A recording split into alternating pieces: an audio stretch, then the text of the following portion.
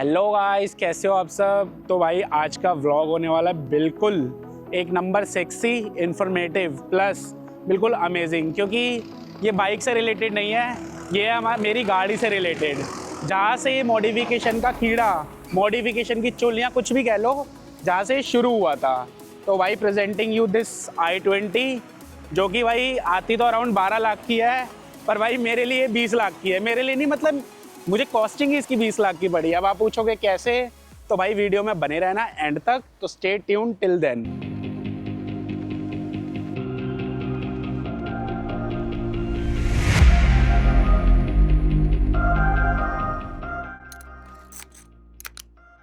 तो मॉडिफिकेशन दो टाइप्स की होती है, आप सब जानते ही है। एक होती है एस्थेटिक, जो होती है लुक वाइज, दूसरी होती है परफॉर्मेंस, जो कि होती है इंजन वाइज। अब आप पूछेंगे, आप सोच रहे होंगे कि भाई एस्थेटिक है कि परफॉर्मेंस है, तो भाई ये दोनों है। हम पहले बात करेंगे एस्थेटिक की, फिर लास्ट में करेंगे परफॉर्मेंस की, ठीक है। तो मॉडिफिकेशन स्टार्ट करने से पहले थोड़ा गाड़ी के बारे में बता देता हूँ, इसका रिव्यू इन डेप्थ, और मुझे ओन करते हुए कितना टाइम हो गया, इसका वेरिएंट वगैरह एंड एवरीथिंग, ठीक है। तो भाई ये i20 2020 वेरिएंट है, फेसलिफ्ट, ठीक है। और 2021 में ये मैंने परचेज़ करी थी, और ये i20 का एस्टा वेरिएंट है। बता दूँ आपको, i20 में 3 वेरिएंट आते हैं, मैग्ना, स्पोर्ट्स, एस्टा, और एस्टा ऑप्शनल थोड़ा सा यूनिक आता है, जस्ट लाइक मेरी तरह, ठीक है। भाई साहब कुछ ज़्यादा नहीं हो गया ये? मतलब कुछ भी। एस्टा ऑप्शनल और एस्टा में बस यही डिफरेंस आता है 3 चीज़ों का। एक है sunroof, second thing cruise control, और थर्ड थिंग एक छोटा सा एयर प्यूरीफायर दिया जाता है जो ग्लास होल्डर में रखा होता है। बट ऑफ कोर्स मैंने वो हटा दिया, क्योंकि दूसरा गिलास कहाँ रखेगा बंदा यार, सिंपल सी बात है ना। ये 1.5 CRDI इंजन है। वैसे i20 जो पेट्रोल आती है वो 1.2 आती है, बट डीजल वाली एक इकलौती है ऐसी है जो 1.5 आती है। मतलब थोड़ा टॉर्की होती है और थोड़ी पावर ज़्यादा होती है, ठीक है। और बाकी तो मुझे इस गाड़ी में कोई भी प्रॉब्लम्स ऐसी लगी नहीं है सच। बस हाँ, इसका ग्राउंड क्लियरेंस कम है, तो वो थोड़ा सा इशू है कि बहुत देख के निकालनी पड़ती है ब्रेकर्स में। और बाकी ये गाड़ी अराउंड 65,000 किलोमीटर मैं रन कर चुका हूँ। अभी आपको ओडोमीटर भी चेक करा देंगे। तो एज सच मुझे कुछ इशू आया नहीं है, मतलब मेरे डेली बेसिस रन पे, लोकल बेसिस पे ये डेली चलती है। तो आ जाते हैं इसकी मॉडिफिकेशन पे, स्टार्टिंग फ्रॉम द फ्रंट। तो भाई फ्रंट में आप देख सकते हैं हेडलाइट्स इसका ऑलरेडी टॉप मॉडल है, ठीक है। तो इसमें ऑलरेडी प्रोजेक्टर, LED सब कुछ आता है, इसलिए मैंने हेडलाइट को में कोई मॉडिफिकेशन नहीं करी, कोई ज़रूरत नहीं थी। और सेकंड थिंग, अगर हेडलाइट एक बार खुल जाती है ना, तो उसमें मॉइस्चर आना स्टार्ट हो जाता है, क्योंकि जो कंपनी की पैकिंग होती है उस हिसाब से वो पैकिंग दोबारा नहीं हो पाती, इसलिए मैंने नहीं छेड़ी। बस इसमें जो कॉर्नरिंग लैम्प्स होते हैं, कॉर्नरिंग लैम्प्स आपको बता दूँ, जब आप स्टीयरिंग को टर्न करते हो इसे लेफ्ट में, तो यहाँ कॉर्नर में एक लैम्प होता है, वो आपको हेल्प करता है ज़्यादा विजन देने के लिए। तो वो इसमें येलो आते थे, हेलोजन, तो वो मैंने अजूम LED वाले अपग्रेड करे हुए हैं। आई थिंक 130 वाट, मतलब 65 ईच, इधर भी और उधर भी, ठीक है। और इसमें इंडिकेटर है, वो भी हेलोजन आते थे, तो आप देख लो, वो भी मैंने LED डाले हैं। तो ये कोई बड़ी चीज़ नहीं है, तो अमेज़ोन पे मिल जाती है। बाकी जो ये LED की कॉस्टिंग है 130 वाट की, अराउंड आती है 7 to 9,000, और ये तो सस्ते ही है। इंडिकेटर अराउंड 300 to 500 हो गए, ठीक है। प्लस में आ जाते हैं इसके फॉग लैम्प पे, जो इसका मेजर अपग्रेड है लाइटनिंग का। तो इस भाई ये जो आप देख रहे हो ये 3 इंच के प्रोजेक्टर, लेकिन स्टॉक में आते हैं 2 इंच के प्रोजेक्टर, और वो आते हैं येलो कलर में। तो उसमें मैंने पहले LED अपग्रेड करा था 150 वाट का, वाइट कलर की LED, ठीक है, मतलब 75 ईच। तो मुझे उसकी कॉस्टिंग अराउंड पड़ी थी 10 to 12,000। तब ये 3 इंच के नहीं आए थे, और ये अभी कुछ टाइम पहले ही मैंने 3 इंच में अपग्रेड करा है, जिसमें आप देख सकते हो ये फ्रेम पूरा चेंज हुआ है, क्योंकि ये फ्रेम होता है 2 इंच के हिसाब से, पर अब है 3 इंच के हिसाब से। और भाई इसमें हाई बीम और लो बीम दोनों है, मतलब आप जब हेडलाइट का डिपर मारोगे इसमें भी डिपर लगेगा। तो इसका जो टोटल इसका जो एनहांसमेंट आया है ना, इसकी ब्राइटनेस में, हेडलाइट में और विजन में, भाई पूरा वर्थ है इसका पैसा, ठीक है। अब इसकी कॉस्टिंग आपको बताए थे, पड़ जाती है आपको अराउंड 20 to 23,000, ठीक है। और जिसमें कि आपका ये प्रोजेक्टर, ये फ्रेम प्लस LED इंक्लूड करके आपको बता रहा हूँ, ठीक है। बाकी जितनी भी गाड़ी है पूरी डीक्रोम हो रखी है, ऑल ब्लैकआउट, जितने भी ये मोनोग्राम्स है, लोगोज़ है, साइड मिरर्स है, ठीक है। वो हम आप जब रैप के बारे में बताएंगे तो और बताएंगे उसके बारे में। और फ्रंट में है स्प्लिटर्स, ठीक है। ये स्प्लिटर्स का 5 पीस का सेट आता है, 3 आप देख सकते हैं फ्रंट में है, और एक लेफ्ट में एक राइट में, ठीक है, तो ये थोड़ी सी और एनहांस कर देता है लुक को, थोड़ा सा और ब्रॉड लगती है इससे गाड़ी। ठीक है, बाकी लाइटों की बात कर ही रहे हैं तो आपको इसका मोस्ट आई कैची पार्ट दिखा देते हैं, जो कि इसकी टेल लाइट। भाई साहब स्मोक में आप देखो इसकी लुक ओवरऑल गाड़ी को कितना ज़्यादा एनहांस कर रही है। ठीक है, ये 5 पीस में आती है लाइट, 1 2 3 4 5। ठीक है, तो ये मत समझना इस पर ये टेपिंग हो रखी है, ये स्मोक इसका वेरिएंट ही है। और ये अभी आपको हम इसको जला के भी दिखाएंगे तो आपको पता लगेगा कि इसका ये लुक कैसा आ रहा है जलने के बाद। प्लस इसमें ये F1 की लाइट है, ठीक है, जो कि है यूनिवर्सल, किसी भी गाड़ी में लग जाती है। इसकी कॉस्टिंग अराउंड आती है 3000 टू 3500 और ये 72 LEDs की है, मतलब इसकी जो टोटल है 72 LEDs है। ये भी लुक को बहुत एनहांस कर देता है। ठीक है, हर किसी को पसंद आएगा नहीं आएगा, but this is my subjective choice और ये मेरी पर्सनल फेवरेट है। और हाँ, इसकी कॉस्टिंग की बात कर लेते हैं टेल लाइट की। ये तो यार देखो टाइम के साथ चेंज होती रहती है, पर अराउंड 10 to 15,000 के बीच में इसका रेट चलता रहता है। 11,000, 12,000, 15,000, 10,000 डिपेंडिंग ऑन द अवेलेबिलिटी। और भाई रियल लुक में आप देख सकते हो ये स्पॉइलर, इसमें पहले नॉर्मल स्पॉइलर लगा हुआ था जिसकी हाइट थोड़ी ज़्यादा थी, वो यूनिवर्सल था। ठीक है, उस टाइम पे ये आया नहीं था और फिर टाइम के साथ साथ हमने ये N-line का इसमें अपग्रेड करवा दिया। N-line का नहीं, एक्चुअली i20 जो बाहर आती है ना, आई थिंक जर्मनी वगैरह में, तो उसमें जो i20 का N वो आता है, मतलब बेसिकली Hyundai वालों का N वेरिएंट आता है, एलेंट्रा का भी आता है, i20 का भी आता है। तो ये वो वाला स्पॉइलर है N वेरिएंट का। तो इसमें ऑलरेडी इसमें 2 कलर आते हैं, कंप्लीट ब्लैक और एक ये रेड, मतलब एक रेड स्टिचिंग नहीं, रेड कलर का एक वो दे रखा है। और ये मैंने इसलिए कराया क्योंकि मेरी गाड़ी में थोड़े थोड़े से रेड एक्सेंट है, जैसे ये है, स्प्लिटर पे है, तो इसलिए मुझे ज़्यादा बेटर लगा। और हाँ, एक चीज़ तो रह ही गई भाई, इस गाड़ी में पहले थे रिफ्लेक्टर्स, ठीक है, जो इसके साथ चलते थे, जिसमें इंडिकेटर भी था, ब्रेक पे भी था और हेडलाइट पे भी था। बट जब से मैंने ये F1 लाइट इंस्टॉल करी तो मुझे उसकी लुक अच्छी नहीं लग रही थी, तो इसमें मैंने सिर्फ इंडिकेटर कर दिए। अभी सिर्फ इंडिकेटर में चलती है, ये दोनों तरफ है। तो हमने गाड़ी का पीछे का लमसम पार्ट पूरा कर दिया है। बट हाँ, एक चीज़ रह गई है, ये एग्जॉस्ट टिप्स। पर भाई इस पर ना थोड़ा BMW वाला M स्पोर्ट्स है, तो प्लीज़ माइंड मत करना, क्योंकि ये डिज़ाइन मुझे बहुत पसंद आया था, इसलिए मैंने लगवा ली थी। तो इसमें एग्जॉस्ट नहीं है, एज़ यू नो ये डीजल वेरिएंट है, लेकिन टिप्स है जस्ट फॉर द लुक्स। ठीक है, तो भाई इस गाड़ी में जो मेजर मॉडिफिकेशंस है वो तो आपको दिख रही होगी, जो कि है रैप की और इसके टायर एलॉयज़ की।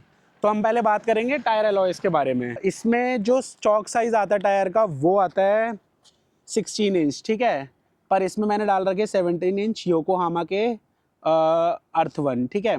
और ये जो एलॉयज़ है ये है मोमो के रिवेंज, मतलब मोमो कंपनी के रिवेंज वेरिएंट है। और ये ऑल ब्लैक है, मतलब सैटिन ब्लैक कह लो या ग्लॉसी में कह लो, थोड़ा मैट वर्क भी है, थोड़ा ग्लॉसी भी है। ठीक है, तो भाई ये लुक को एकदम एनहांस कर देते हैं। And this is my personal one of the favourite mod, क्योंकि ऑब्वियसली बात है, आपको पता ही है एलॉय से कितना ज़्यादा लुक एनहांस हो जाता है। तो इसकी कॉस्टिंग पे आ जाते हैं, ये एलॉय मुझे अराउंड 65,000 to 70,000 के बीच में पड़े थे। और टायर पे आ जाते तो 10 to 12,000 का पर टायर था। तो आप मोटा मोटा 1,05,000 10,000 के अराउंड ये पूरा सेटअप मुझे पड़ा। ठीक है भाई, अब आ जाते हैं सेकंड वाले मेजर चेंज पे, जो कि है इसका रैप, जो इस गाड़ी की लुक इतनी एनहांस कर देता है, इसको आई कैची बना देता है। ठीक है, तो पहले आपको गाड़ी का ओरिजिनल कलर दिखाते हैं। गाड़ी का ओरिजिनल कलर है वाइट, जो अगर मैं ये गेट ना खोलूँ तो आप इसे बता नहीं सकते कि इस कलर का ओरिजिनल कलर वाइट है। और एक और चीज़ बता दूँ आपको कि ये गाड़ी का थर्ड रैप है, ये पहला रैप नहीं है। मैं आपको यहाँ पे फ़ोटोज़ लगा दूँगा, आप चेक कर लेना। सबसे पहला कलर जो इस पर हुआ था वो हुआ था नाडो ग्रे का मैट वर्जन, मतलब नाडो ग्रे थोड़ा ग्लॉसी होता है, तो उसी में मैट वर्जन हुआ था, थोड़ा वाइटिश टोन में था, मतलब बिल्कुल ब्राइट कलर। भाई वो इतना ज़्यादा मतलब यूनिक था ना। एक्चुअली देखो, हर कोई रैप इसलिए कराता है कि जो भी उसका कलर है गाड़ी का या बाइक का या किसी भी व्हीकल का, तो उसके लिए थोड़ा चेंज हो जाए, थोड़ा इंटरेस्ट बना रहे, थोड़ा अच्छा लगता है। ठीक है, तो मुझे भी कराना था, लेकिन अब नॉर्मल कलर्स तो मतलब रेड ग्रीन ये सब तो बहुत कॉमन से होते हैं। तो भाई मैंने बहुत रिसर्च करी, एवरी डेनिसन के रैप्स पूरे देखे इधर उधर, तो मैंने वो कलर डिसाइड करा था और वो कलर बहुत अच्छा लगा। 1 महीना तो बहुत ही अच्छा चला था, लेकिन यार अब क्या, मैंने बोला ना वो ब्राइट कलर था तो उस पर एक उंगली का निशान भी ना दिख जाता था। अब वो नया नया तो बहुत अच्छा था, लेकिन टाइम के साथ साथ वो गंदा हो गया। फिर मैंने उसको चेंज करा के डार्क सेगमेंट में गया। अब डार्क में तो आपको सब पता ही है, एक यूनिवर्सल फेवरेट कलर है ब्लैक। तो हमने कराई थी गाड़ी सैटिन ब्लैक, जो फोटो आप देख लोगे स्क्रीन पर। सैटिन ब्लैक होता है ग्लॉसी प्लस मैट सैटिन होता है, ठीक है। तो वो दोनों में था, तो वो भी बहुत सेक्सी लगा। वो भी अराउंड 4 to 5-6 मंथ्स चला था। लेकिन डार्क की ये दिक्कत है कि भाई एक भी स्क्रैच आया था तो दिख जाता है। तो उस पर इंटेंशनली अनइंटेंशनली बहुत स्क्रैचेस आ गए थे, तो फिर वो मुझे बदलना पड़ा। तो भाई ये वाला, ये है रॉक, भाई डोंट माइंड, मुझे एग्जैक्ट नाम नहीं याद, बहुत टिपिकल नाम होते हैं, बट ये रॉक ग्रे टाइप का ये कलर है सैटिन में ही, मैट प्लस ग्लॉसी। तो ये हमारा रीसेंट रैप है बिल्कुल, ठीक है, जिसमें आप लुक चेक कर सकते हो, एकदम ओके आ रही है। इस पर भी थोड़े से स्क्रैचेस दिख जाएंगे, लेकिन हाँ ब्लैक की तरह बिल्कुल विजिबल नहीं होगे कि भाई वो हाईलाइट हो रहे हो। तो भाई ये तो हो गई ज़रा बाहर की बात। अब आप बोल रहे हो कि यार ये नंबर प्लेट कैसी है, ये तो कोई नाम लग रहा है। तो भाई जैसे कि आप सबको पता है, मेरा Instagram YouTube user name dad भूसा गाया है, क्योंकि बाइक वाले हो गए ना हम गाड़ी से। लेकिन पहले मैं कार गाया था कम्प्लीटली, बाइक से कोई लेना देना मेरा था नहीं। तो यार इस गाड़ी में बहुत सारी चीज़ें क्रोम की आती है, मैं आपको बता देता हूँ। डोर हैंडल्स, ठीक है, लोगोस, और आपका पीछे के मोनोग्राम मतलब जैसे i20 और उसका वेरिएंट लिखा होता है। तो भाई वो हमने सब कुछ पियानो ब्लैक में डिप करा रखे। This is hydro dip basically, paint नहीं होता, हाइड्रो डिप होता है। थोड़ी सी क्वालिटी और अच्छी हो जाती है, फिट एंड फिनिशेस की अच्छी हो जाती है। अब क्या है कि मेरी गाड़ी में मोस्टली ब्लैक एक्सेंट है, ठीक है, तो इसलिए हमने जितने भी क्रोम वाले पार्ट है सब ब्लैक कर दिए। क्रोम एक टाइम बाद जंग भी खा जाता है, और फिर वो मेरा पर्सनल फेवरेट नहीं है। तो आप ये देख सकते हो, ये पियानो फिनिश में ये भी डिप हो रखी है, दोनों साइड मिरर्स, प्लस ये जो छोटे छोटे पार्ट आते हैं क्रोम के, ये आपके डोर हैंडल्स, ठीक है, ये सब, और ये शार्क फिन, ये सब कुछ हमने ब्लैकआउट कर रखे हैं, जिसे हम डी क्रोम भी कहते हैं, या पेंट कह लो, हाइड्रो डिप कह लो। और प्लस में यहाँ पे कोई भी आपको बैजिंग देखने को नहीं मिलेगी i20 की, Hyundai की, या इसके वेरिएंट की, एस्टा की, वो मैंने हटा दी है। मतलब मुझे ऐसा खाली प्लेन थोड़ा ज़्यादा अच्छा लगता है, क्योंकि भाई ये गाड़ी मैंने तैयार करी है ना, तो ये वेरिएंट भी मेरा ही होगा, तो इसका नाम जो दिया जाएगा वो मैं ही दूंगा। प्लस ये वाला लोगो भी आप देख लो, ये ब्लैकआउट कर रखा है हमने, ठीक है। अब हम यहाँ से आ जाते हैं, तो इधर के भी डोर हैंडल पियानो ब्लैक में है, साइड मिरर भी पियानो ब्लैक में है, और ये वाला जो पार्ट मैंने उधर दिखाया था यहाँ का भी ये पियानो ब्लैक में है। तब मेरा यूज़र नेम था डैट i20 का है, तो हमने सोचा थोड़ा लगा लेते यार, थोड़ा फ्लेक्स कर लेते वीडियो में, ठीक है। तो ये तो हो गई भाई आउटर एस्थेटिक्स की बात। अभी वीडियो पूरी ख़त्म नहीं हुई है, आधी से भी थोड़ी कमी हुई है, क्योंकि परफॉर्मेंस अपग्रेड और इनर एस्थेटिक्स पे तो रह गए। तो चलो आओ ज़रा गाड़ी के अंदर के बारे में बात करते हैं और इनर एस्थेटिक्स के बारे में दिखाते हैं। तो भाई सर्दियों का टाइम चल रहा है और आप बोलोगे इतना पसीना आ रहा है, हाफ टी शर्ट में घूम रहे हो। देखो यार धूप कितनी हो रही है, फिर गाड़ी भी इतनी हॉट है, तो पसीना तो आना बनता है। आउटर एस्थेटिक्स कंप्लीट कर लिए, अब हम आ गए गाड़ी के अंदर, तो अब हम बात करेंगे इनर एस्थेटिक्स की। तो इनर पे जब हम आते हैं तो भाई साहब सबसे पहले नज़र जाती है स्टीयरिंग व्हील पे। तो ड्राइविंग भी हम जब करते हैं तो हमारे हाथ में और हमारी नज़रों के आगे स्टीयरिंग व्हील रहता है। तो देख सकते हो आप, ये शायद कार्बन फाइबर है, अरे शायद नहीं, कार्बन फाइबर ही है, और ये थोड़ी सी एल्कंटारा फिनिश है, और ये डी कट में है। तो i20 का बिल्कुल राउंड स्टीयरिंग आता है, बट ये हमने अपना स्टीयरिंग भेज के इसको पूरा मॉडिफाई कराया था। पूरा 1 से 1.5 महीने का टाइम इसमें लगा था। देख सकते हो ये पूरा कार्बन फाइबर, यहाँ पे जहाँ जहाँ पे भी ब्लैक होता है वो पूरा कार्बन फाइबर है। और ये हमारे पकड़ने के हिसाब से, हमारे होल्डिंग के हिसाब से यहाँ पे एल्कंटारा फिनिश दे रखी है। क्या होता है, कार्बन फाइबर ना हैंड स्वेटी कर देता है, और ये जो है ये हमारा स्वेट एब्जॉर्व कर लेता है। और बाकी फिट एंड फिनिश आप देख सकते हो इंस्टॉलेशन की, और इसका फील भाई बिल्कुल ही अलग आता है। मतलब कैसे बताऊँ, नेक्स्ट लेवल, कि आप कोई लैम्बो जैसी गाड़ी चला रहे हो सिर्फ स्टीयरिंग व्हील से। तो भाई ये इस गाड़ी का मेजर अपग्रेड में आता है, मतलब कॉस्टली भी और मेजर अपग्रेड भी। प्लस ये मेरा पर्सनल फेवरेट है, क्योंकि देखो गाड़ी तो पूरी मॉडिफाइड है। अब हम गाड़ी बाहर से जब देखते हैं, जब हम बाहर होते हैं, पर मोस्टली हम गाड़ी चला रहे होते हैं, तो हमारी नज़र स्टीयरिंग व्हील पे ही जाती है, तो जो कि ऑलरेडी बहुत ज़्यादा आई कैची है। तो स्टीयरिंग व्हील के बाद जो इसमें अपग्रेड है वो है एम्बियंट लाइट का। तो आप देख सकते हो ये कार्डी की K4 है एम्बियंट लाइट, जो कि वैसे तो 5 पीसेस में भी आती है, आई थिंक 8 to 10 पीस में भी आती है, और मैक्सिमम जो आती है वो 16 या 18 पीसेस की आती है जो इसमें इंस्टॉल्ड है। तो इसमें आप देख सकते हो कि ये यहाँ पे गिलास होल्डर्स में, नीचे एटमॉस्फेयर में, ऐसी चारों एटमॉस्फेयर में, चारों गिलास होल्डर में, चारों गेट्स में, प्लस फ्रंट में। तो ये सेट ऑफ 16 है, 18 है कार्डी K4 का, ठीक है, जो गाड़ी की लुक बहुत ज़्यादा एनहांस कर देता है। वैसे इसमें एम्बिएंट लाइट ऑलरेडी आती है थोड़ी बहुत, लेकिन वो बहुत कम होती है, तो आई थिंक इसको इंस्टॉल करने के बाद वो कमी पूरी हो जाती है लाइटनिंग की। और आप देख सकते हो कि गाड़ी पूरी ब्लैक आउट है, ठीक है। इसकी रूफ़ का कलर जो आता है वो स्किन कलर या बेस कलर जो भी होता है वैसा आता है, लाइट सा शेड, जो कि गंदा हो जाता है।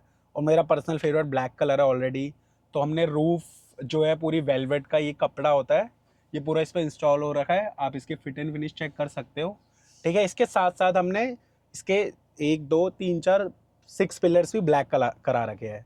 तो गाड़ी में कहीं भी मतलब ब्लैक के अलावा कोई कलर नहीं है, पूरा एक डार्क थीम होता है ना, वैसे वाला फील आ रहा है। इसमें हमने सीट कवर्स भी इंस्टॉल कर रखे हैं, ठीक है। वो बस वैसे तो कुशनिंग वगैरह सेम ही है, बस थोड़ा ब्लैक और रेड का कॉम्बिनेशन है गाड़ी में ऑलरेडी उसकी लुक्स में। तो ब्लैक सीट कवर्स पे हमने रेड स्टिचिंग दे रखी है, जो कि लुक को एनहांस कर देते हैं अंदर से भी। इसकी कॉस्टिंग भी अराउंड 8 to 12,000 के बीच में आई होगी।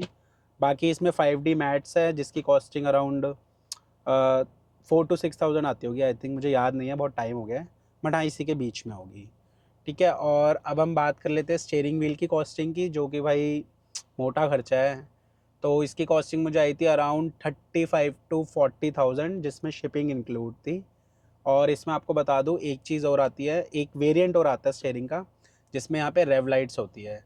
तो जैसे कि अब मैं यहाँ पे रेव कर रहा हूँ तो ये RPM मीटर चल रहा है ना, तो ऐसे ही वो यहाँ पे एक मीटर दिया होता है, एक इधर, जिसमें आपके गियर शिफ्ट्स वगैरह लिखे आते हैं, और RPM का मतलब वही RPM मीटर यहाँ पे होता है। तो वो थोड़ा सा जैसे आप कह लो परफॉर्मेंस अपग्रेड टाइप होता है ना, कि जो गाड़ियाँ बहुत ज़्यादा ट्यून्ड होती है या लाउड होती है, तो वो मेरा टेस्ट नहीं था, क्योंकि ऑलरेडी डीजल गाड़ी है और इसमें एग्जॉस्ट नहीं है, और प्लस ये ऑटोमेटिक भी नहीं है, तो मुझे यही वाला अपने लिए बेस्ट लगा। और सबसे मेजर चीज़ थी उस प्राइस डिफरेंस, वो ऑलमोस्ट इसका डबल प्राइस का आता है। जैसे ये अराउंड 40 के है तो वो अराउंड 80 के पड़ जाता है, तो मुझे वर्थ नहीं लगा, तो मेरे लिए ये वाला बेस्ट था। और एम्बिएंट लाइट की आपको प्राइसिंग बताया तो मतलब ये कार्डी K4 का 16 पीस का सेट है, जो कि सबसे ज़्यादा पीसेस वाला सबसे कॉस्टली आता है। तो ये अराउंड 10 to 15,000 आपको पड़ जाएगा विद इंस्टॉलेशन, ठीक है भाई। प्राइसेस वेरी कर सकते हैं क्योंकि बहुत टाइम पहले की मॉडिफिकेशन है, बट मैं आपको लमसम आइडिया दे रहा हूँ जो मेरे मतलब जिस कॉस्टिंग में आया था। तो आते हैं इसकी सबसे ज़्यादा कॉस्टली वाली मॉडिफिकेशन पे, अंदर की बाहर की नहीं, पूरी गाड़ी की सबसे कॉस्टली मॉडिफिकेशन, जो कि है इसका म्यूज़िक सिस्टम, जो कि वर्थ है 2 लाख का। अब आप सोच रहे हो कि भाई 2 लाख का म्यूज़िक सिस्टम, भाई 20 लाख का भी आता है, ऐसी बात नहीं है, डिपेंड करता है आपका टेस्ट कैसा है। तो भाई मेरा टेस्ट इतना ही था, लेकिन हाँ मेरी इस गाड़ी में जितना भी म्यूज़िक सिस्टम के कंपोनेंट्स इंस्टॉल हुए हैं, जितनी भी चीज़ें इंस्टॉल हुई है, वो सब बिल्कुल अच्छी कंपनी की है, मतलब उनका जो आउटपुट है वो बिल्कुल अमेजिंग है, ठीक है। तो भाई चारों डोर्स में 4 कंपोनेंट्स चले हुए हैं विद ट्विटर्स, आप देख सकते हो 2 ट्विटर आगे है और 2 ट्विटर इनके दरवाज़ों में इंस्टॉल करे हुए हैं। तो ये एरीज़ के कंपोनेंट्स है, जिसकी costing around with installation 40 to 45,000 आ जाती है 4 कंपोनेंट्स की, ठीक है। और प्लस में इसमें लगा हुआ है ऑडिसन का एम्प, जो चारों कंपोनेंट्स को पावर कर रहा है, प्लस इसमें ऑडिसन का ही बिट 10 प्रोसेसर लगा हुआ है, प्लस इसमें DD512 का वूफर लगा हुआ है, जो कि अराउंड 650 RMS 650 RMS के आसपास रेटेड है, पर वो 700 750 RMS तक मतलब बच जाता है, ठीक है। और उसको पावर कर रहा है साउंड मेगस चैम्पियन सीरीज़ का हमारा मोनो एम्प। तो ये तो सारे हो गए कंपोनेंट्स जो कि हमारे म्यूज़िक सिस्टम में लगे हैं। तो गाइज़ आपको अब हम सुनाते हैं इसका आउटपुट कैसा है। वैसे तो आप जज मत करना इस म्यूज़िक सिस्टम को, सेकेंडली कैमरा कभी भी जस्टिस नहीं कर पाता, लेकिन हाँ हमारी तरफ से जितना बेस्ट हो पाएगा हम सुना देंगे।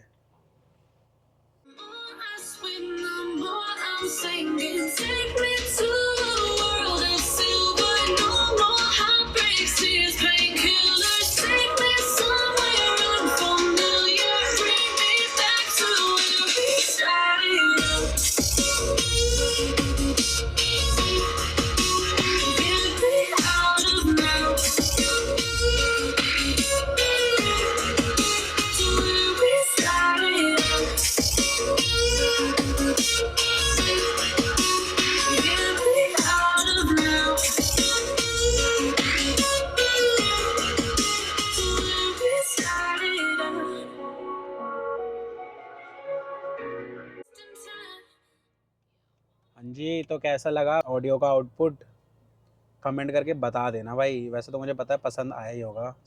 मेरे तो कान झनझना गए। और हाँ, एक अपग्रेड दिखाना भूल गया था, ये वाले ट्विटर्स भी इसमें लगे हुए हैं जो कि है हाइपरसोनिक के। ठीक है, तो आप कहोगे ट्विटर तो ऑलरेडी है इसमें, तो यार ये मतलब इतना ज़्यादा ऑडियो में एनहांसमेंट नहीं लाते, लेकिन जो इसका ये लाइटनिंग फीचर है ना, जो ये इसके एक काइंड ऑफ एम्बिएंट लाइट है इसके अंदर, और जो इसमें कलर कॉम्बिनेशन दे रखा है भाई, ये बहुत सेक्सी लगता है। आप अभी सिनेमैटिक के नाइट शॉट्स देखेंगे, उसमें आपको पता लगेगा कि कितनी लुक एनहांस हो रही है। तो चलते हैं पीछे, एक बार आपको वूफर भी दिखाते हैं, और एक अमेजिंग चीज़ और है तो वो भी दिखाते हैं। तो इसका आपको वूफर नहीं दिखाया था, तो आओ इसका वूफर दिखाते हैं आपको, जो कि भाई इसकी बूट स्पेस को कर देता है ख़त्म, लेकिन ऑडियो लेवल कर देता है एकदम सेक्सी वाला। ये देखो भाई, ज़रा कमेंट करके बताना है कैसा सेटअप लग रहा है अब यहाँ से। वैसे तो अभी कंप्लीट जस्टिफिकेशन नहीं हो रही इसकी, क्योंकि इसमें कुछ लाइटनिंग का काम हो रखा है। जब वो जलेगी तो आप देखना कैसा लगता है ये। तो भाई ये DD का 512 सीरीज़ का वूफर है, ये रही DD की ब्रांडिंग। ठीक है, वैसे तो इसका ये नॉर्मल एनक्लोजर था, पर ये हमने थोड़ा सा मॉडिफाई करवाया, जिसमें ये एक्रिलिक ग्लास लगा है, इसके अंदर छोटी सी काइंड ऑफ LED लगी है इसके कॉर्नर्स पे, और इस वाली एक्रिलिक शीट पे भी वो लगी है। तो मतलब जब ये लाइटनिंग के साथ ऐसे दिखता है तो बहुत अच्छा लगता है। तो आपको नाइट शॉट्स भी हम दिखा देंगे, क्योंकि नाइट में ही आपको लाइट जस्टिस हो पाएगी। और आपको मैं बता दूँ इसके साथ साथ, ये आपका बिट 10 का प्रोसेसर, एक मिनट, हाँ ये प्रोसेसर है, ये एम्प है, ये मोनो एम्प है। ये तीनों चीज़ें पहले सीट के नीचे थी, फिर मुझे थोड़ी सी गाइडेंस मिली कि भाई ये सब चीज़ें यहाँ पे होनी चाहिए, 2 रीजंस की वजह से। सीट के नीचे क्या होता है, हम मोस्टली कुछ खाते पीते हैं गाड़ी में, बेसिकली जो लिक्विड वाली चीज़ होती है, पानी, कोल्ड ड्रिंक, तो अगर कुछ गिर जाए तो भाई वो सारी वायरिंग और ये बहुत महंगी चीज़ें हैं, ख़राब हो सकती है। तो इसलिए हमने इसको सीट के पीछे कर दिया, जहाँ पे ये सेफ़ एंड साउंड है। और फिर सेकंड थिंग, जब यार इतना खर्चा करा ही है तो भाई फिर वो डिस्प्ले में भी तो आना चाहिए ना, तो इसलिए हमने यहाँ लगा के इस पर ऐसे एक्रिलिक शीट लगा दी। मॉड्स नेशन जो कि हमारे प्रतीक भाई का है, वहाँ से सारा काम हुआ है, तो उनकी ब्रांडिंग भी आप देख सकते हो। ठीक है, बाकी ऑडिसन जो हमारा एम्प है, साउंड मेकर्स जो मोनो एम्प है, इन सब की भी ब्रांडिंग हो रखी है। तो हमारा ऑडियो का इन्फॉर्मेशन हो चुका है कंप्लीट, जिसमें मतलब इंस्टॉलेशन हमने बता दी, क्या क्या काम हुआ है, कैसे कैसे हुआ है, कहाँ से हुआ है। तो जब तक आप करो सिनेमैटिक्स एन्जॉय।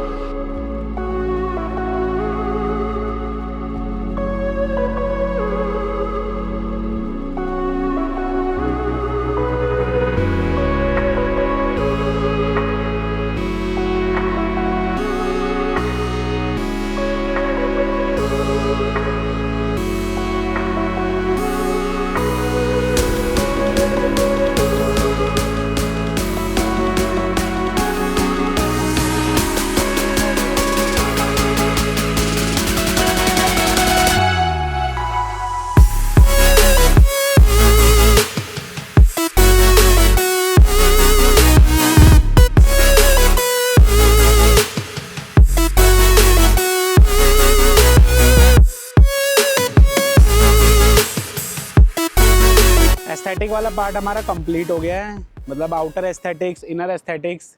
तो भाई अब आ जाते हैं फेवरेट पार्ट सारी ऑडियंस का, जो कि है परफॉर्मेंस। ठीक है, परफॉर्मेंस पे भी इसमें बहुत अच्छे अपग्रेड्स हो रखे हैं, मतलब इस गाड़ी के हिसाब से 100 bhp की गाड़ी है, उस अकॉर्डिंग इसमें बहुत परफॉर्मेंस मोड हो रखे हैं। तो आओ ज़रा ओपन द हुड करते हैं। अच्छा, हुड से पहले आपको बता तो दूँ मैं, भाई ये गाड़ी है स्टेज 1 ट्यून। ठीक है, इसमें आता है CRDI इंजन, जो कि Hyundai का डीजल इंजन का वेरिएंट होता है CRDI इंजन। तो ये नॉर्थ इंडिया की पहली गाड़ी थी जो कि ट्यून्ड हुई थी डीजल गाड़ी CRDI इंजन में। तब ये ट्यून नहीं आया था। तो ऑटोसाइक आपको पता ही होगा, जो कोड 6 का ट्यून करता है। वैसे तो कोड 6 बेंगलोर या साउथ साइड से है, लेकिन जो यहाँ पे ऑफिशियली करता है हमारे दिल्ली NCR में, वो है ऑटोसाइक। तो ये गाड़ी का ECU ऑटोसाइक पे गया था, फिर वहाँ से ये कोची, आई थिंक कोची या बेंगलोर गया था, फिर 10 दिन बाद ये ट्यून होकर आया था। तो भाई इंडिया की सबसे पहली गाड़ी है। मैं पोस्ट भी आपको लगा दूंगा नॉर्थ, जिसमें कि ये ट्यून के बारे में उन्होंने पोस्ट करा हुआ था।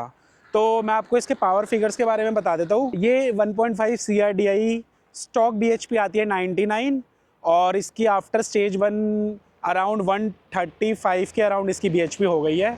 और जो टॉर्क आता है, टॉर्क आपको पता ही है डीजल गाड़ी का बहुत ज़्यादा पहले ही होता है, तो इसमें 240 न्यूटन मीटर ऑफ टॉर्क आता है, जो कि स्टेज 1 के बाद हो गया 320 न्यूटन मीटर ऑफ टॉर्क।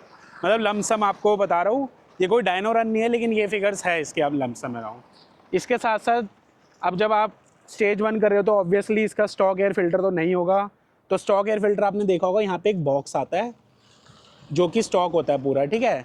और हमने वो पूरा बॉक्स हटा के ये एक पाइप इसका बना है, जो कि सारा काम सलेंसर हाउस से हुआ है हमारे गुरजोत पाजी से। और ये पाइप मतलब पूरा वेल्ड करके इसको पूरा कॉम्प्लीमेंट कर रहा है। प्लस में ये वाला एयर फिल्टर है HPI का, ठीक है। इसमें KNN भी आता है। प्राइसिंग लमसम सेम रहती है, 8 to 12,000 के बीच में ही पड़ता है। लेकिन बस KNN में ये होता है, जब भी आपको उसे क्लीन करना है या उसकी सर्विस होनी है तो आपको उसके लिए एक रिचार्ज किट लेनी पड़ती है, जो कि अराउंड 4 से 5 हज़ार की आती है, जो कि बार बार लेना बहुत ज़्यादा कॉस्टली पड़ जाएगा। तो इसकी क्लीनिनेस में हमें ज़्यादा मेहनत नहीं करनी पड़ती, बस हम इसमें ब्लोअर या कुछ मार सकते हैं तो ये सारी मिट्टी उड़ जाती है, ठीक है। प्लस इसमें एक छोटा सा और अपग्रेड है ही, वैसे तो वो ज़्यादा नहीं है। एग्जॉस्ट पे हम इसलिए नहीं गए इस पर क्योंकि डीजल में कोई आउटपुट आएगा नहीं, तो हमने बस टिप लगा रखी है। प्लस इसके पीछे ही यहाँ पर इसका मफलर होता है, तो हमने वो मफलर को डिलीट कर रखा है, बिल्कुल इसके पीछे ही होता है। वो मफलर डिलीट करके क्या होता है, थोड़ा सा एयर फ्लो बढ़ जाता है। परफॉर्मेंस जैसे हमने स्टेज 1 करा है तो एयर का रेशियो है, एयर फ्यूल रेशियो, तो एयर का रेशियो थोड़ा और बढ़ जाता है, गाड़ी अच्छे से सांस लेती है, जो मतलब फ्लो होता है वो फ्री फ्लो हो जाता है बिल्कुल एयर फ्लो का। इसमें जो मफलर डिलीट हो रखा है ये सारा काम साइलेंसर हाउस से हुआ है, ठीक है। और इसकी कॉस्टिंग अराउंड 10 to 12,000 ही आई होगी, क्योंकि बहुत डाउन पाइप वाला मतलब हेडर से काम नहीं था, बस पीछे से था। अच्छा हाँ, टिप की कॉस्टिंग नहीं बताई, टिप की कॉस्टिंग अराउंड आई होगी 5 to 7,000, तो दोनों काम अराउंड 20,000 के हो गए।